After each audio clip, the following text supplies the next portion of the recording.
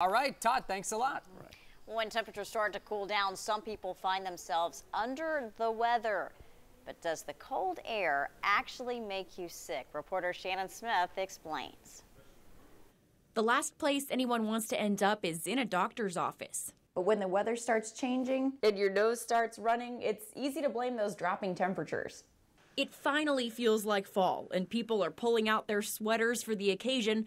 But as the air becomes crisp, some may notice their noses start to run. There have been studies that have shown that the immune system is lowered in the cooler temperatures. So the cold may weaken your immune system, but does it actually make you sick? No, that is actually a myth, and I grew up with the same thing too, with my grandmother and my mother telling me if I didn't wear a jacket, I was going to get a cold. Dr. Carrie McFarland practices at North Shore Urgent Care in Knoxville. She says what will give you the sniffles as fall finally hits are the germs that thrive in cooler weather.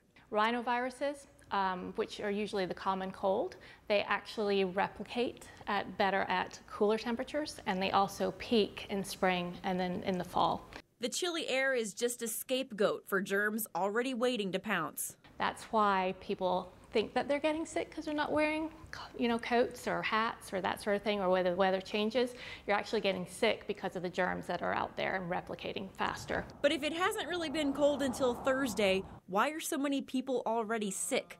Dr. McFarland says the prolonged summer temps mean a lot of people are dealing with sinus infections and allergy problems. We just had so much rain, and so the moisture and everything is really bad for, ragweeds, molds, and that sort of thing. Different germs peak in different parts of the year, but you can beat them all.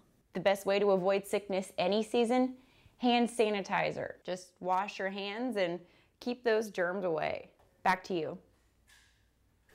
Carry a lot of that with you this time of year. Dr. McFarland says she's had patients come in with the flu even months before what was expected to be a rough flu season. The Knox County Health Department says confirmed cases of the flu so far are similar to last year.